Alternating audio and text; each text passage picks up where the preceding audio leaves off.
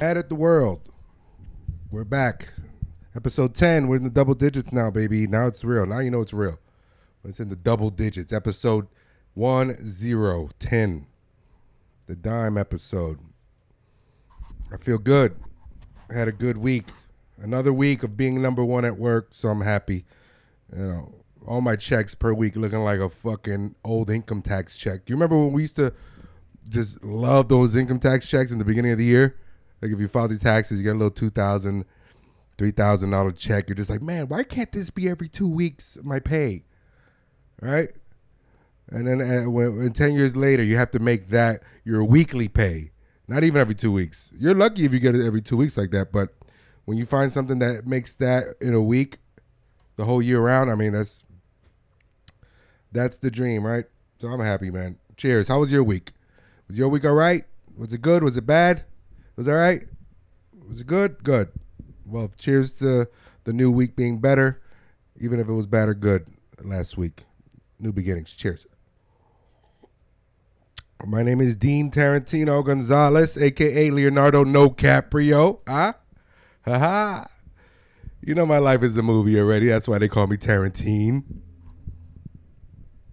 You know my life is a movie already, so they call me Leonardo NoCaprio. That's just the way it is, huh? I don't mean to be that cool. I just is. I just is. Feel good, man. And I threw on some dope-ass fit today on accident. I'm wearing a True Religion shirt, which, when was the last time you wore True Religion? 2016, when it was cool?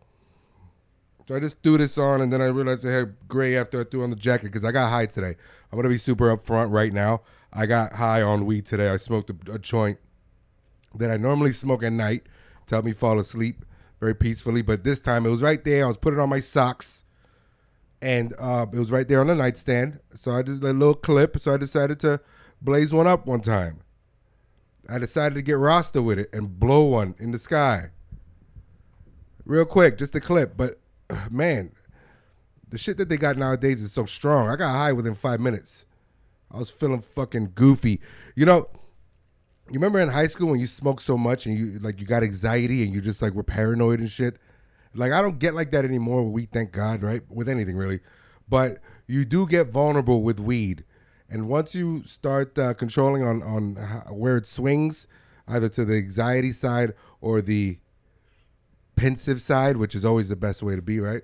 Pensive. Man, that shit gets you fucking dumb. But then I start thinking about how dumb I am. And the high made me realize that I'm dumb anyways without being high. You know, like for example, I was gonna talk about today about mediating a beef that some friends of mine have. So I wanted to be the middleman to try to bring peace. And I was going to talk about how not to do that. And I'm telling my friend this via text. I'm like, look, man, I'm trying to be the mediator. And not even autocorrect could understand what I was trying to spell as I'm typing the word mediator. It came up with meteor. It came up with meat beater.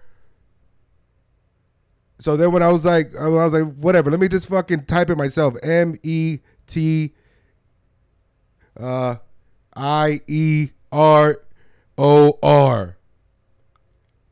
That's how I thought it was spelled. And of course, red line underneath.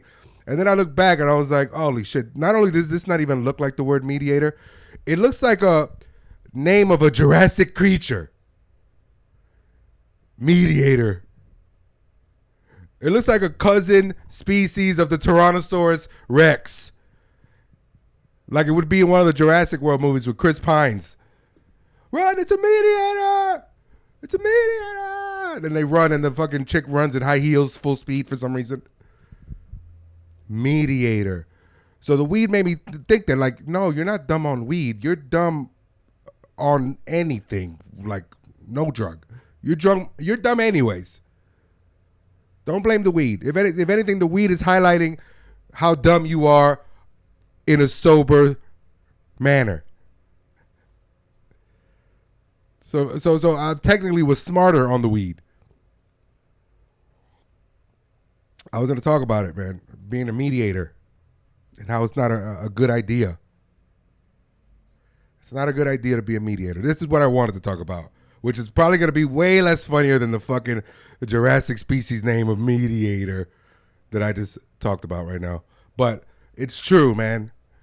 Don't ever try to be the middleman in between mutual friends that you are friends with on this side and you're friends with on that side, and they have a little kind of mini beef, but then you try to fucking interject and like bring them together because they're kind of the same people. That's why you like them as individual people. So I guess the same of anything cancels out, right? So they eventually, as much as you try to glue them together and it kind of seems like it's working, it eventually falls apart because they're the same exact people, maybe after the same exact goal, the same exact dollar, that it eventually crumbles. And now, guess who they blame for the beef officializing? The mediator. Roar. Roar. Mediator. It sounds like something that one of the Transformers would transform into. Like a... Remember when it was dinosaurs, Beast Wars? Remember when the Transformers would turn into... Like they had that it was like the first computer graphic generated cartoon, Beast Wars. That shit was the shit, man. All the Transformers landed in some planet with nothing but beasts and dinosaurs. For some reason, those gorillas with raptors and shit. For some reason, on this planet, and they all turned into beasts. Optimus Prime was I think he was the gorilla, I guess, right? The silverback. I would have been that puss ass mediator. Yeah, what's up, guys? Where's the battle?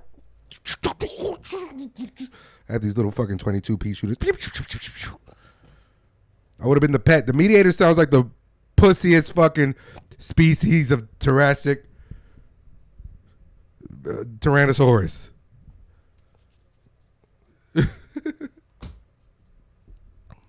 Mediator. I still don't. Here's the fucked up part. I still don't know how to spell mediator. Let's fucking look it up right now. Hey Siri, how do you spell mediator? Okay, she's thinking. She stopped thinking. She stopped thinking because I pressed the fucking screen because it was turning black. It was turning off. She stopped thinking. The fucking iPhone 14 just came out. This isn't it, but it might as well be it because I'm sure the iPhone 14 is basically this 13 Max. But yeah, I guess whatever. Phones can't be perfect. Let's try it again. Hey Siri, how do you spell mediator? I don't think she knows what I'm saying either. One moment. She doesn't even know what I'm saying. Is the word mediator a word even? Now I'm starting to doubt that it's even a fucking verb or a vocabulary or some shit. That it's even in the dictionary. Man, phones has made them dumb. Wow, something went wrong. Please try again. Wow. It's not even a word, Dean. For someone named after a fucking librarian, you sure don't know fucking shit about words and vocabulary, my friend. Mediator. Bro, I can't even spell it to Google without it doesn't even know what I'm saying. It's gonna search meat beater and bring up a bunch of fucking my porn history. Forget this. Anyways, just don't be a middleman to friends who are not friends and who you tried to make friends, because they'll blame you for everything once everything fucking collapses. People just kind of want to stay like subliminal, hating each other, right? People just kind of want to be like, I don't fuck with that guy. You know, nothing really happened, but I feel like something would happen if we ever tried to cross paths or join worlds. I don't like the character. And then the other person is the same character as them. So it's like you don't like yourself. You don't like yourself. Let's just say that. Well, none of us like ourselves, really. Just say that. It's my fault, man. I just have to write it out. I've realized what's important in life when it comes to relationships and life and people. Your immediate family is all that really matters. You should fight for their everything. their trust, their loyalty, and vice versa. They got to earn yours too. But anyone else who you haven't known for very long, and you know the slightest things get them kind of upset or whatever, and they stay upset at you over minuscule things, and you just have to be like, all right, well, I can't live my life trying to please you, man. You know, so or shorty, you know, I can't do it. You know, if I'm such a burden, let me, you know, I'm gonna step back and, you know, give you all the space you need. I keep saying, you know, wow, being high. Anyways, it bothers me, but it bothers you when you kind of have to go through the wave of a friend or a relationship or a friendship being ice cold. If it doesn't bother you, then you never give a shit about that person. So it bothers me a little bit, but you just have to ride the wave because I know I didn't do anything wrong. Some things that maybe I've, you know, maybe still talking to the person maybe seem like I'm choosing sides, but it's not that I'm choosing sides. I've had my sides before the whole beef even happened. So what? I got to pick sides? What are we? Are we beefing over $1 million bag here? Who killed who? Yeah, it's about loyalty, but at the same time, it's I'm not just some dog pit bull. I'm not some just mediator pup. Anyways, sorry to get too fucking therapeutic. I've been watching The Sopranos again. It's probably like my 8th or 9th time in my life re-binging The Sopranos. I mean, I'm saying that number just to lowball it, but if you don't know, it's one of the greatest TV shows ever created. And the guy, Tony, he sees a psychiatrist, and he spills out his guts to try to make himself a better father, and also that trickles down into being a better leader of the mafia, of organized crime. Organized mind equals a better organized crime. That, honestly, is the fucking motto. That should be the tagline for the next Analyze This movie. It might have been. But anyways, it's very interesting, the psychiatric portions of it. I mean, first off, no psychiatrist is going to be ever like Dr. Melfi on that show. That just doesn't exist. I've tried to see a couple psychiatrists, and one even laughed in my face when I told her my issue and my tics. She literally laughed in my face. Ha ha. Ouch. Ouch. Ay, ay, ay. That hurt. I have a tick. You know, we all have ticks. We all have a tick. My tick is I guess it is silly. I'm not going to tell you guys because fucking this isn't an OnlyFans thing where you subscribe to know my fucking deepest, darkest ticks and secrets, right? Maybe one day I'll do that. Maybe one day I'll open up a fucking psychiatrist channel on my OnlyFans or Patreon and fucking talk about more mental shit because an organized mind equals better organized crime. Maybe one day. But not today, not right now. But I told her, I sat down, it was like our first visit. She was some young chick. I was probably like 24 at the time, 25, going through a really hard breakup, blah, blah, blah, blah. Just a fucking dumb knucklehead. Always going out to a club. Doing a little drugs back then. I was doing some blow. Very sad, right? Things. No day life, just night life. Anyways, I sat down with this chick. She was probably like 27, chewing gum. That's when you know that the fucking psychiatrist is not going to give a shit already. Brace yourself right there. If you're sitting down in front of a fucking person who's supposed to be a psychiatrist or a therapist, and she's already like this, like, what's up?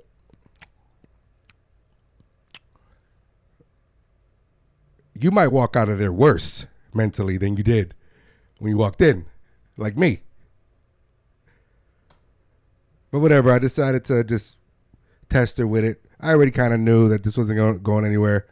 So I was just like, listen, I'm having this, and this happens. And and I do this about it. It's a fucking tick. It's anxiety. It's OCD. It's all on top of the stress of everyday life, and not really blah blah blah. So I do this. And she went like this. She went, really? Wow, we do that? Well, then just stop. Just don't do that anymore. I'm gonna rewind that, like myself, so you don't have to rewind it going 15 seconds back right now to tell you again what she said, pretty much verbatim. She went, audible chuckle, followed by the chewing of the gum. Sounded like it was bubblicious. It wasn't no Winter Fresh and no thin gum. Like it was cow food cum. Cum, fuck it. Cow food cum, gum. Then she said, wow, you do that? Well, yeah, you shouldn't do that. You should stop that. I swear to God, I thought the next word out of her mouth was going to be, you fucking idiot. And I said, yeah, that's why I'm here, I think. I kind of need help with that. And she's like, well, what else? She said, what else? And then I told her that sometimes I wake up out of, at that time, I would wake up out of my sleep kind of like emotional. For whatever dream I had, I don't know. I just wake up out of it emotional. And apparently that's when she gave us. She was like, oh, really? Oh, you wake up like that? That's when she grabbed like a paper or whatever the fuck and wrote down. She probably was doodling, honestly. But she was like, really? Wow, okay. Well, yeah, I think you do need some therapy treatment. So here, I'm going to, I don't know what the fuck happened. I got up, I got out, and I never did whatever it is. I don't even know what the fuck the recommendation was that she gave me. All I was still stuck on was she laughed at me.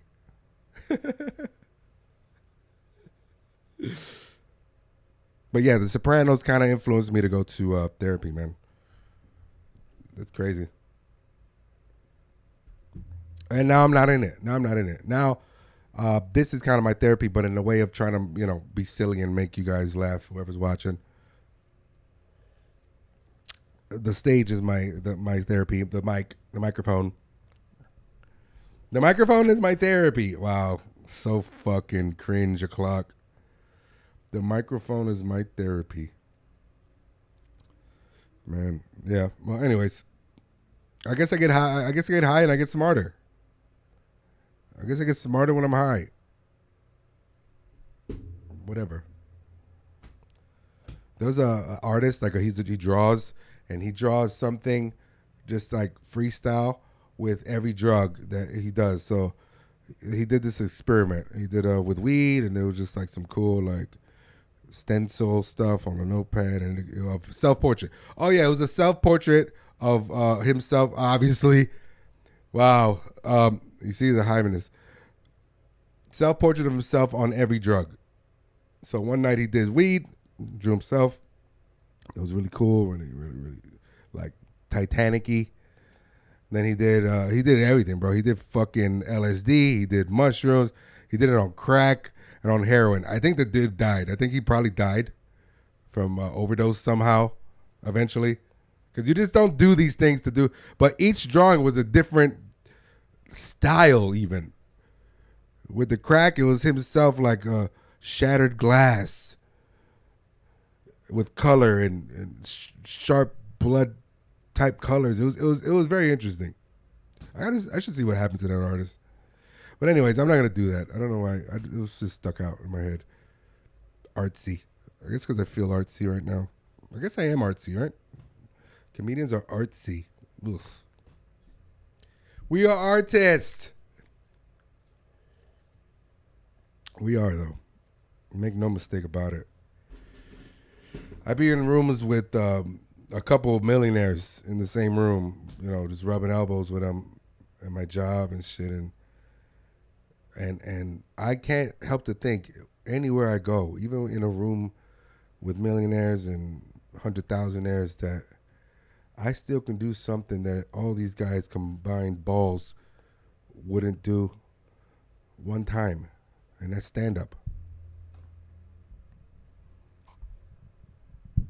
that's worth more. They couldn't buy that shit with $1 billion. They couldn't buy the fucking guts.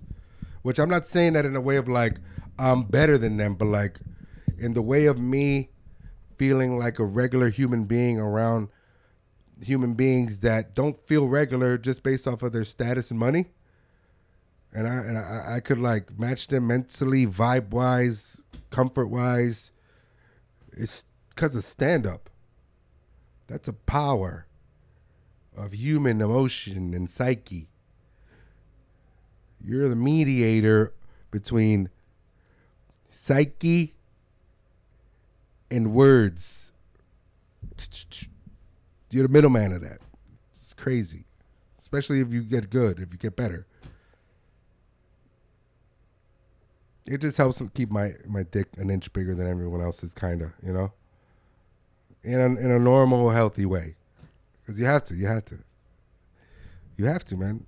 Everybody's going to try to fucking out-Trump you somehow if they see you as a threat, competition, or even anything. Like competition. There is no competition, really, right? I mean, there is, but there isn't. But if you see someone and you think that they look better than you somehow, or they dress better, or they just act better, or they just something about them that they feel like that you feel whatever a competitive vibe against,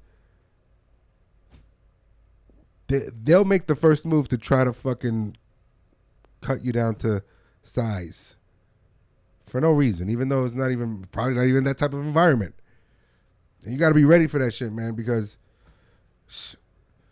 man, growing up, being tall was so underestimated in my mind about like, oh, I'm tall. A lot of people probably hate me just because of my tallness. I look like a tall Mexican. So I should probably be on point with that, right? I should probably be on point with somebody trying to like, some Napoleon complex looking motherfucker trying to test my manhood or impose his authority based off of his attitude. We all have our shit that we really take for granted as far as how other people see it and might take it in a resentful way. We all have something. And when you find what that is, you have to build up your defenses for it, because people gonna test you. You better believe that. People gonna test you. People gonna test you like you're fucking one of those Scantron sheets. All right, and they're gonna fucking try to draw all over your face with a number 2 pencil. They're gonna try to shit on you with a number 2 pencil. You gotta be ready, man. This is me being fucking emotional.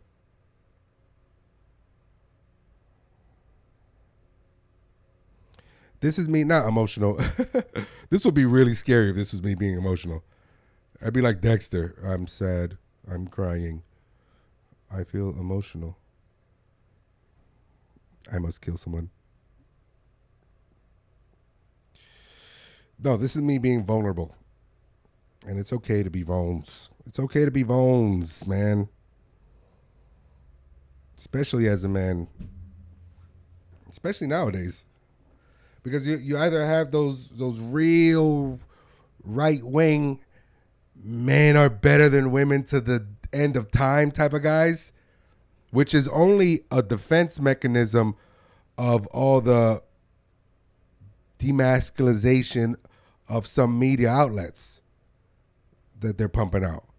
That's only and there is definitely an agenda, but it's one of those things that's kind of like how racism's been like so on the other side of the pendulum seesaw for like since the beginning of time, and now like we only have 10 years of somewhat of equality on the other side of the pendulum, and it brought up that other side like 0.017% to fairness, and people are like, they're trying to take over the whites, they're trying to kill whites, right? It's kind of like that with men versus women too. Like men have been like this so fucking long, literally since the beginning of time. and just a few years of feminism to the extreme, because it always has to be an extreme. To the extreme, they kind of like pushes it down and kind of like scatters a little bit of rational feminism throughout their strength, but it brings it up with like 0.1% to fairness when it comes to equal men. Fucking, you get your Andrew Tates, you get your fucking Fresh and Fit podcast boys, you get those guys. Obviously, as a man, to me, those guys are hurt. Those guys have been hurt by a woman, because once upon a time they were probably the nicest guy you've ever met. But them being simps, as what the new generation is calling it, they got played and felt played to the utmost, where it kind of just shattered their whole perception of how they might have been raised by their sweet angel of a mother or grandmother or example that they had as a female, and were taught to treat females. All that shattered once they got hurt. Obviously, they got hurt. We all been hurt as men. We all been hurt as women.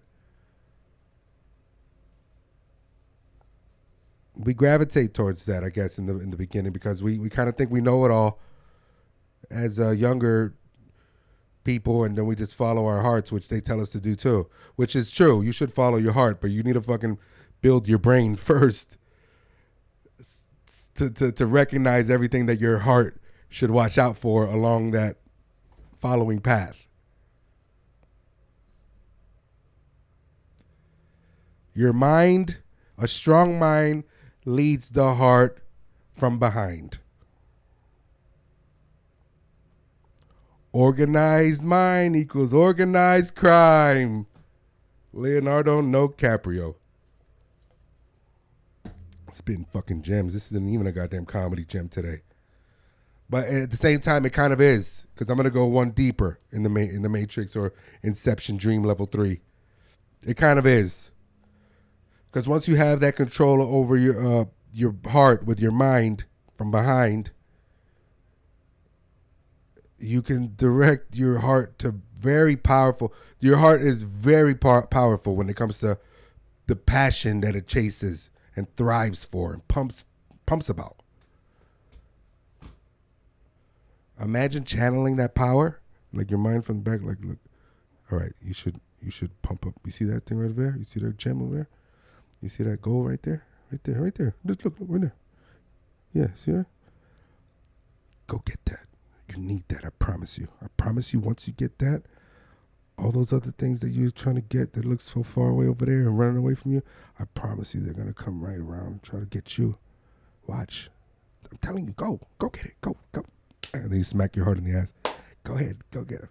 And then your fucking heart, in such a sweet way, becomes passionate about something. It's unstoppable. When you're passionate about something, it's unstoppable. You're unstoppable, especially if you have a smart mind that has common sense and free thinks along the way, able to call audibles along the way, because there's always going to be a fucking hurdle, man. There's always going to be a hurdle. You got to learn to jump those things. You got to learn to break through them, walk around them. Anyways. The fuck am I talking about? I'm watching too much Sopranos, which is never a bad thing, I guess, right? If you haven't seen The Sopranos, man, go see that shit. My OCD is super crazy, bro. Like, my OCD, my girl thinks I'm crazy because I can never wear different socks together. I just can't do it. Something about me, like OCD wise, knows that I'm wearing two different socks, and I always get like paranoid. Like, what if for some reason I need to take off my shoes in front of people and they see me fucking wearing two different socks? All I'm gonna see. And then I start envisioning like some scenario where that happens. Like, all right, come on, everyone, take off your shoes. We're at a Japanese sushi restaurant. They do tradition. Take off your shoes, and then I take off my shoes and I'm fucking sweating. And then fucking all of a sudden, ha ha ha ha, look, he's wearing 2 different socks. What a loser. Ha ha ha ha. And then I look around and I'm like, I try to play it off. Stop it, guys. You know, you got me. Yeah. And I look around and all their faces turn into that one therapist bitch who laughed at me while chewing cow gum. And I was like, ha ha ha. And then everything goes blurry and then you fade me out in and out like, yeah. And just turning around, just all her face. And then what? And then that's my origin story. That's my Joker origin story. That's how I do some crazy shit. Just because I didn't wear 2 different socks? No, not happening. Give me the same fucking socks. I make it easy. I just buy champion socks all around, either white or black. Just give me the ones that have the champion thing on the side. If they're black, give me black. If they're white, give me white. It has to be that. I'll throw out my whole sock closet or drawer just to fucking buy a bunch of the same socks. So even when I'm washing them and they disappear like they do, and no one ever has figured out why since the beginning of time of dryers, but I will still have matching pairs of socks no matter what.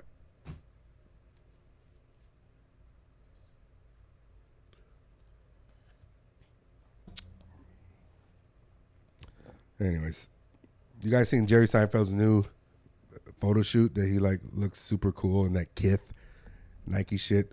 Kith. If they really wanted to push that Kith shit, they should have just got Michael Tyson. Michael Tyson. That is probably his name too. But Mike Tyson to just fucking be in that. Come on, guys, Kith. You gotta give Kith a chance. You gotta give Kith a chance. I love my Kith. I always get a Kith whenever I wear a Kith for my wife and my Kith. My wife and kids always give me a kiss when I'm wearing my kiss. Wow. He still hasn't got rid of that lisp. He doesn't have to. They should have just got him. They got everybody else. They get all these fucking who gives a shits to wear Kith. What was the point of putting Jerry Seinfeld on? Kith. I'm not gonna lie. He looks cool. He looks like, you know, a hip old man. But why Kith? Well, because I guess it was like New York Mets or some shit. I don't know. A lot of people love Jerry Seinfeld. I just like the guy. I think he's okay. I appreciate his work, and I'm sure he gives a shit, right? I met him one time. Barely. I actually abide by some of his comedy gems that he's said throughout his career. He's very serious about it.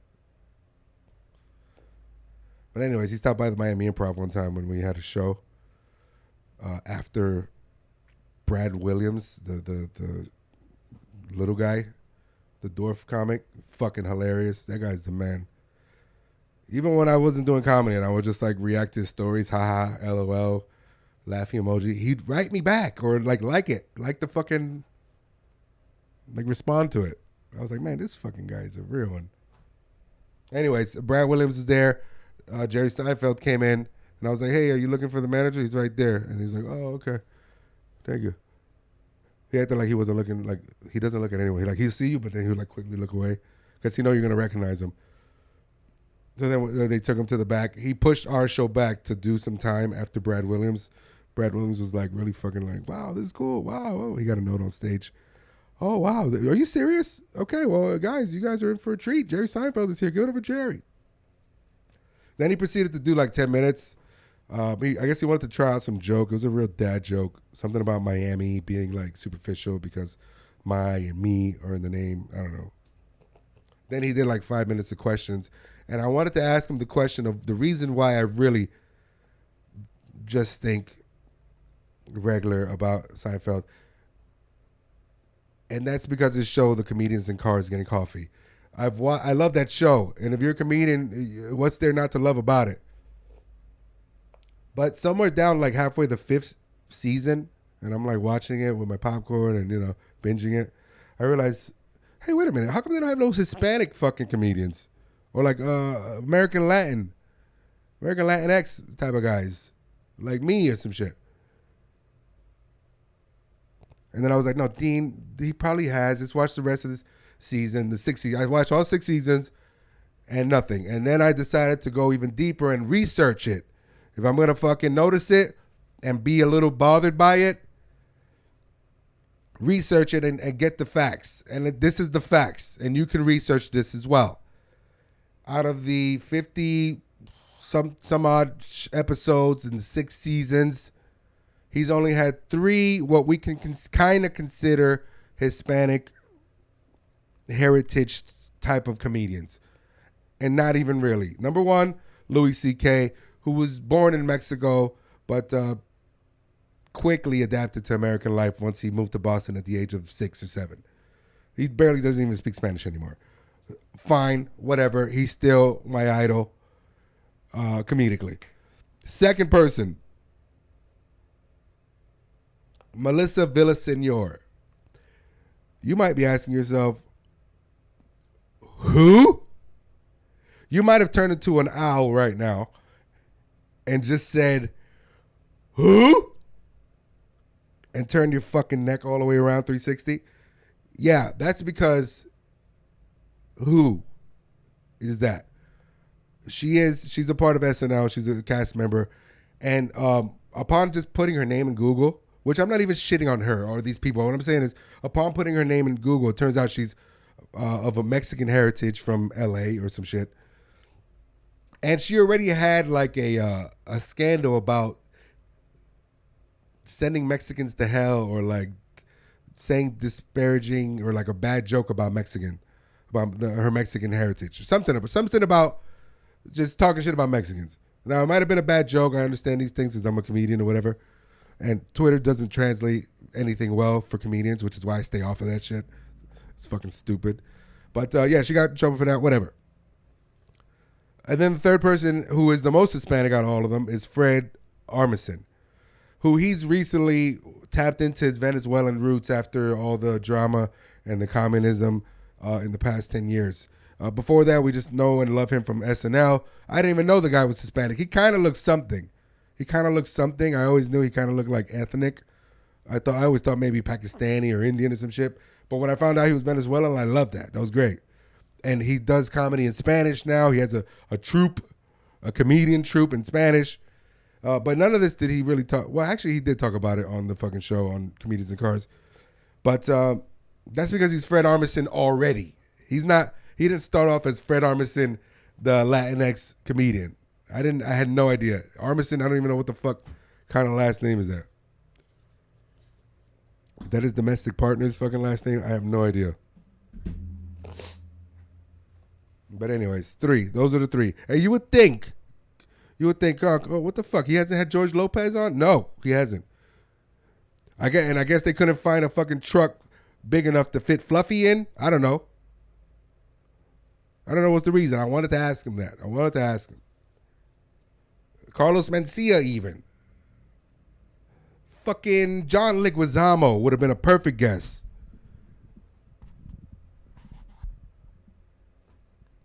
But he just doesn't, man. That's just Jerry's thing, I guess. He feels like language is a major thing. Maybe he is. I'm not saying he's racist against Hispanics. All I'm saying is that's the facts. That's the true thing. He's had several people like go on twice. Alec Baldwin. He's not a comedian. I mean, he's funny. And a bad shot, but fucking he's not a comedian. He's a killer, not on the microphone, but he's not a comedian.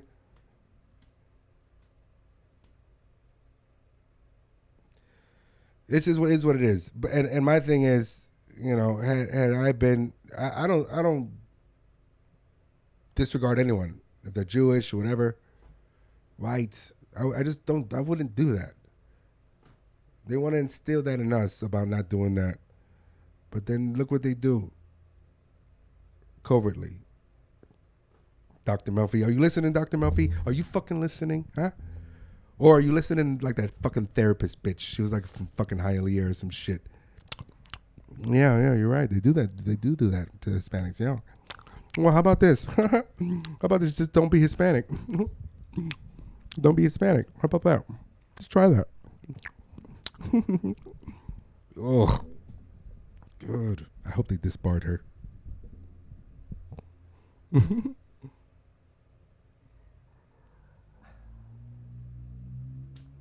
I don't know. Whatever. Shout out to Jerry Seinfeld. Who cares, right? Good for him. Good for him. Listen, I lived in Corona, right next to Flushing Meadow Park, during 6th, 7th grade. Flushing Meadow Park, home of Shea Stadium, where the Mets play. I think it's Citi Field now. I don't know. I used to ride my bike around there, you know.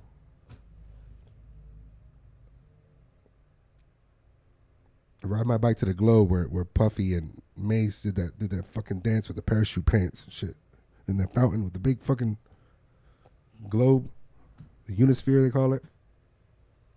I rode bike there every single day after school. I relate to everybody. I've lived around everybody. Puerto Rican, Jewish, white, Arab, Pakistani, Yemen, Palestinians, Israelis, who then made the Palestinians move. I lived around all of them, every single one of them. I can never do that. I can never have a show and not integrate anyone who is just funny, period. No matter where the fuck they're from, you know? Anyways, the Queen died. This is a Saturday I'm recording this. The Queen died of England, Queen Elizabeth. She did some dope shit. Everyone's kind of mad about like how social media is reacting kind of heartlessly, but if social media reacts, that is their heart. I think most media regular outlets are not understanding that. Excuse me. That is their way of reacting, by laughing at the pain. What are we gonna do? Just cry at everything? Especially an older lady. Old people dying is sad as shit, man. Old people dying. Remember The Notebook? If you watch The Notebook and you didn't cry at the end, I don't care who you are. You're you're Dexter. You could be the hardest fucking gangster alive and watch the end of The Notebook and shed a fucking tear. Because it's old people dying. In a sweet way. You already know that this lady already was surrounded by her family, her friends, her butler. Probably was like black or something. I don't know who her butler is, but I guarantee you her butler, she has like a main one who's like white. Obviously his name is probably Niles or some shit. But she also has like that other housemaid who helped raise all her children, who's black, who they retired her. And now she just hangs around the family, still doing shit, but not on the clock anymore. You know that's how she died. And then her son came in, who's old as shit too now. This guy looks like he's next in a few years. He's king and shit. He's only king for like 3 years. Wouldn't that be a bitch? But you know that's how she died. She's like, this was a wonderful life.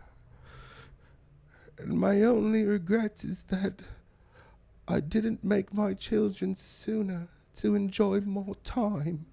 And then Charles is over like, oh, mother. Worry not, mother. You have been the best, mum, a son can ever ask for. Sleep now, mum. Sleep. You know that's how it went down. They live that kind of life all the time that they don't even have to record that. They didn't have to put that on film or anything. I could bet any money that in 10 years we're not going to see behind the scenes documentary footage or a documentary about the Queen's last days and them being there in her deathbed. I could guarantee that. Because they just lived that shit. And then Harry walks in with Meghan and then the whole room kind of gets quiet, right? The only one who's happy is the colored maid who's retired, who's a friend now.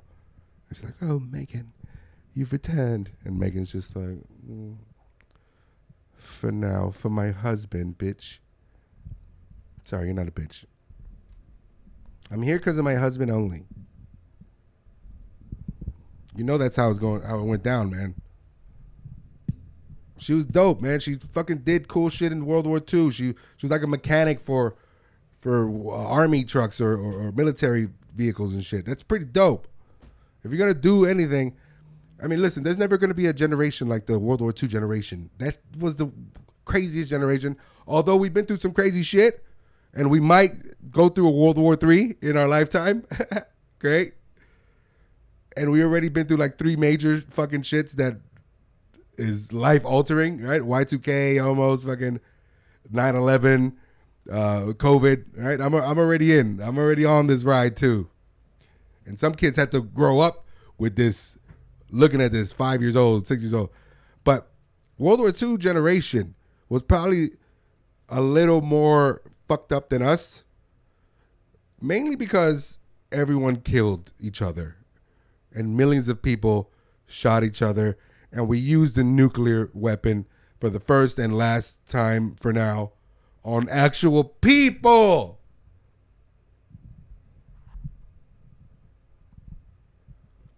People that didn't have shit to do with shit, really.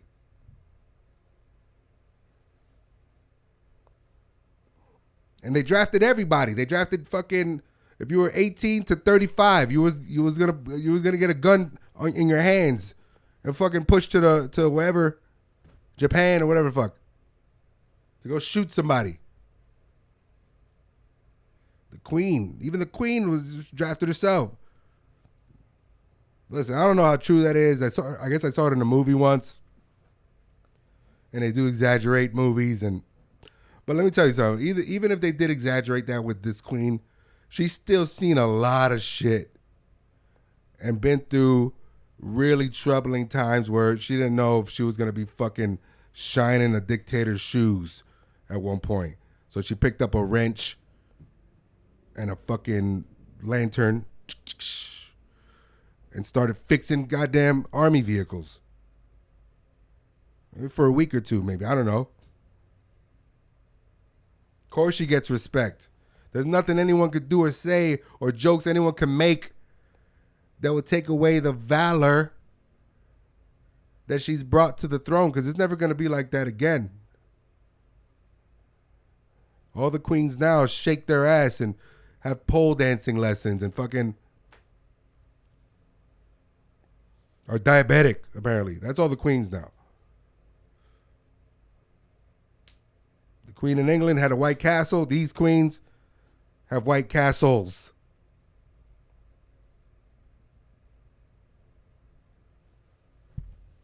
Anyways, I think I heard that joke somewhere. But it's still true and it's still funny. Ah, boy. Anyways, next time I don't know what drug I'm going to be on when I do this. Probably none. Hopefully none. I don't do drugs, guys. Drugs is bad. It's just smoke. If you need to smoke just to chill out, calm your nerves, do that. Don't get all paranoid. Don't get all fucking weird. But do it, responsibly or whatever the fuck. Try to heighten your senses and your wits and your thoughts and organize your mind so you can organize your crimes.